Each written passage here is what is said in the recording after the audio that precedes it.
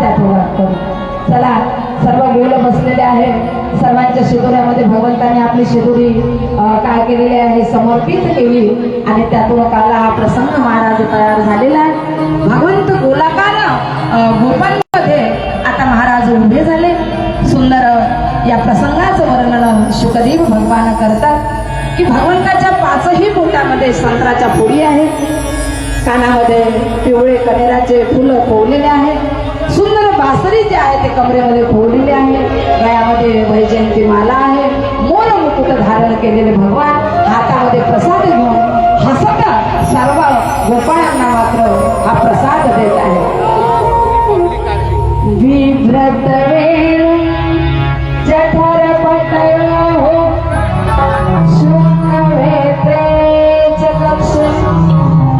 वामे पाणमसुन कमलं तत्फलान्यंगलीषु इष्टं मध्ये स्वपरिसुहृदो हासयन्नर्मभिस्वैः स्वर्गे लोके विशति भुजे यज्ञभुक्पालकेली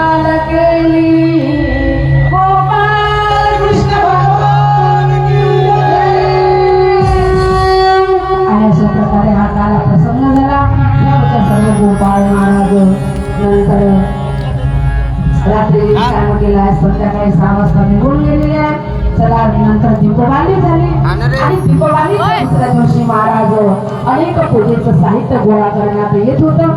भगवान श्रीकृष्ण परमात्म्याने नंतर बाबाला विचारलं, म्हणजे बाबा कालच तर दीपावली झाली, आज कोणता सण आहे म्हणे आपल्या इथे? म्हणजे हे काढला आज बलिप्रतिपदा आहे, आज आपण इंद्राची पूजा करत असतो. म्हणजे कशा करता तर म्हणे इंद्र ही पाऊस पाडणारी देवता आहे, त्याचे उपकार आपल्यावर आहे आणि म्हणून उपकारातून उत्तीर्ण होण्याकरता आपण दरवर्षी प्रयास करत असतो. यामध्ये इंद्राचे काय उपकार आहे? अरे जीव कर्मानीच जन्माला येतो आणि काय करतो राहतो आणि कर्मानीच मात्र कर्म घेऊनच जातो. बाबा यामध्ये इंद्राचं काही नाही आहे म्हणे. तुमच्यावर उपकार जर कोणाचे असेल तर गिरिराज गोवर्धनाचे, गोवर्धन तयार केलेला आहे ना, गिरिराज गोवर्धनाचे उपकार आहे. म्हणून आजपासून इंद्राची पूजा करायची नाही. प्रत्यक्ष ज्या देवता आहे ब्राह्मण, गोमाता आणि त्याचप्रमाणे काय गोवर्धन, आजपासून म्हणे या देवतेची पूजा करायची. चला सर्वांना साहित्य घ्यायला लावलं. गोपिकांनी 56 प्रकारचे पक्वान तयार केले आणि संगीताच्या नादामध्ये सर्वच्या सर्व गिरिराज तुम्ही खामोत्रा गोवर्धनाची पूजा करायची. तर सर्वच्या सर्व गिरिराज गोवर्धनाकडे आलेले आहे. चला सुंदर महाराज सर्वांनी षोडशोपचारे गिरिराज गोवर्धनाची पूजा केलेली आहे. सुंदर अभिषेक केलेला आहे आणि दिव्य माला समर्पित केल्या. एवढंच नाही तर 56 प्रकारचे पक्वान भगवंताला अर्पण केले. बाकीचे जे गोपाळ आहे ते म्हणायला लागले, म्हणजे सांगा तुझा तर हा देव मध्ये दगड आहे, तू तर 56 प्रकारचे पक्वान सांगितलं याच्याकरता. हे बघा दगड समजा तर खाणार नाही, देव समजा तर खाईल. आणि याच वेळेला महाराज भगवंतानी सुंदर गिरिराज गोवर्धनाने आपले हात त्या गोवर्धनाला काढले आणि टोपलेचे टोपले महाराज मुखामध्ये त्या 56 प्रकारच्या पक्वानाचे टाकायला लागले. सर्व गोपाळ आश्चर्यचकित झाले. भगवंताने अतिव सुंदर रूप धारण केलेलं आहे इथे. त्यानंतर सर्वांना थोडा उरलेला प्रसाद वाटून दिला. देवर्षी नारद आले, त्यांच्याही हातावर तो प्रसाद दिला. देवर्षी नारद मात्र इंद्राकडे गेले. इंद्र पंचांग पाहत होता. इंद्राच्या हातावर तो प्रसाद दिला. इंद्राने तो सेवन केला. देवर्षी नारदांनी म्हणे काय इंद्रा काय चाललं? म्हणजे आज बलिप्रतिपदा असते आणि गोकुळवासी मात्र माझा यज्ञ करत असतो. म्हणजे ते काही नाही, बंद झाली म्हणे ती परंपरा. आता तर गिरिराज गोवर्धनाची परंपरा सुरू झाली म्हणे आणि आज त्या गिरिराज गोवर्धनाची सुंदर पूजा झाली. अत्यंत क्रोधित झाला महाराज इंद्र. म्हणजे आजचा आलेला मुलगा वर्षाची परंपरा तरी बंद झाली. लगेच प्रलय काळाच्या मेघाला बोलवलं. कापायला लागले की आमची वेळ ना गेला. मात्र सांगितलं की जा त्या गोवर्धनाच्या तिथे आणि जिवंत राहायला नको.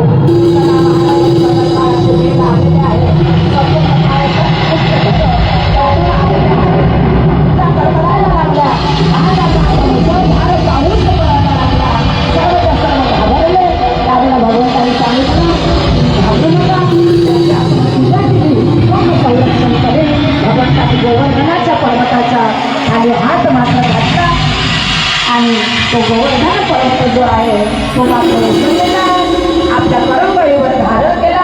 सर्वांना सांगितलं आपापल्या माथ्याला आणि सर्वांना आवाज दिला गोकुळवासियांना की मध्ये करणारे आज्ञा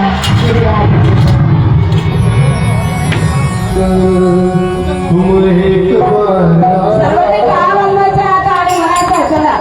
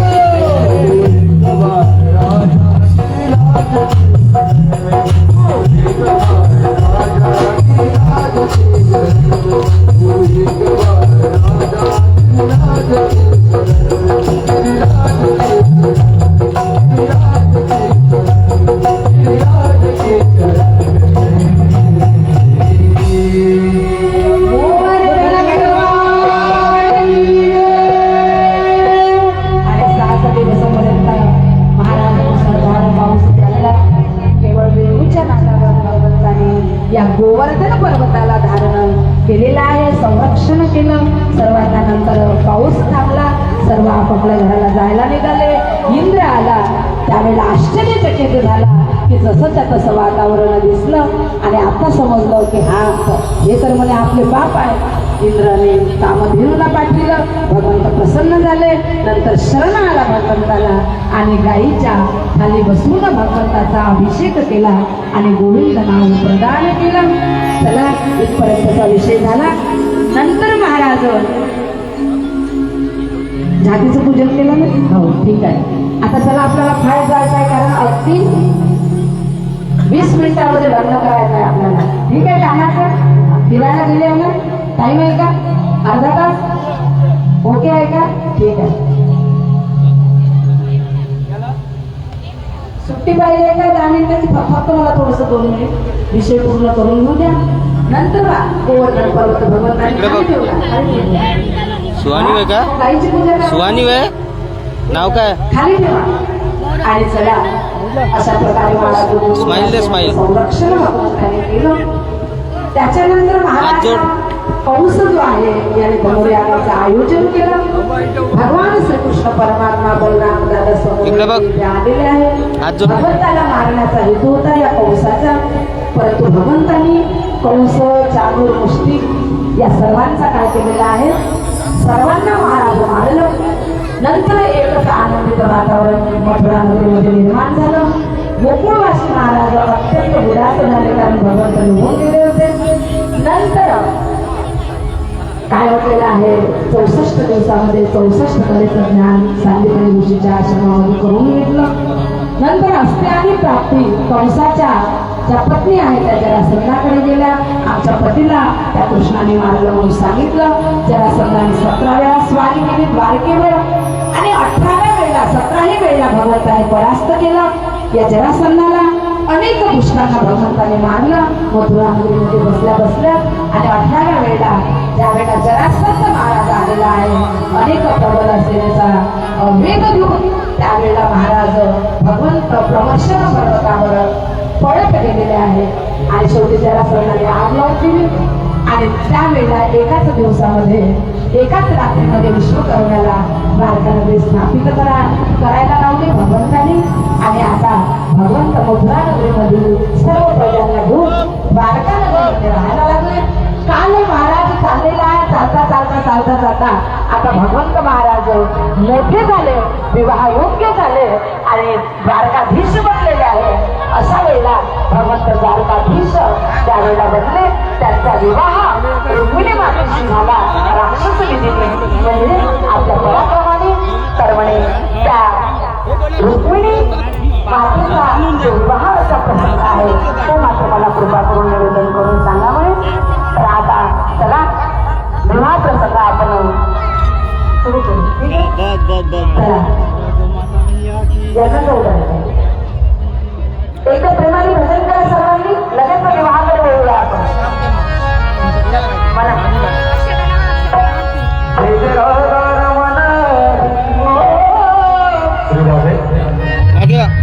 दादा गेटवर उभे नको करू, अंदर वा, इकडे अंदर वा, नाही तर बाहेर चालले जा, अंदर वा.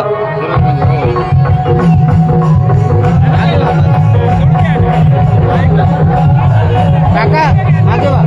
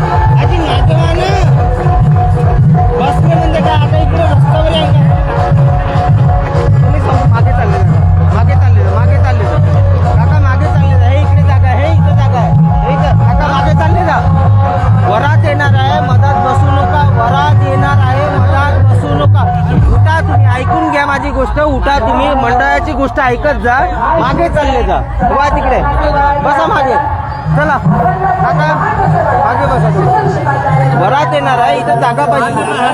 हा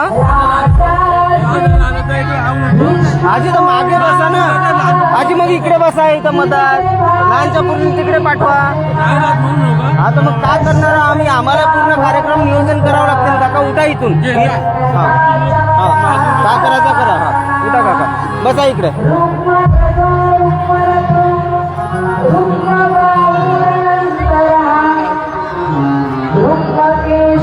आता भाऊ इथं उभा राहा फक्त, आणि इथं यायला बसू नको देऊ इथं ह्या रांगेत, ठीक आहे. हा इथं उभा राहा, इथं उभा राहा, ह्या लाईनीच्या इकडे बसू नको देऊ. जो अतुल संपत्तीमान होता, अत्यंत ऐश्वर्य संपन्न होता, परंतु त्याचबरोबर महान भगवत भक्त होता. याला 5 मुलं होते, रुक्मव्रज, रुक्मभारत, रुक्मबाहू, रुक्ममाली, रुक्मी, आणि 1 मुलगी होती रुक्मिणी माता.